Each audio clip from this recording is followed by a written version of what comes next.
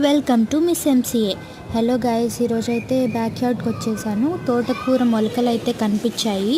తోటకూర ఇక్కడ పిచ్చుకలు బాగా తింటున్నాయి. సో ఎన్ని వేసినా ఉండట్లేదు. అండ్ మా బ్యాక్ యార్డ్లో ఒక మెయిన్ ప్రాబ్లం వచ్చింది ఈ మధ్య. ఏంటంటే ఏ గింజలు వేసినా ఆ చోట చల్లగా ఉండడం వల్ల డాగ్స్ వచ్చి తవ్వేస్తున్నాయి. సో గింజలన్నీ ఒకే చోట పడిపోవడము లేదా వేరే చోట్లు అవ్వడము అలా జరుగుతుంది.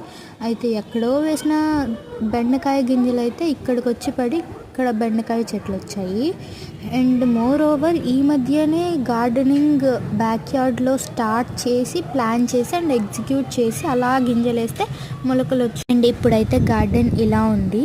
అలా ఇటుకలు పెట్టేసి ఇప్పుడు మాత్రం కొన్ని అన్ని మొలకలు వచ్చేసాయి.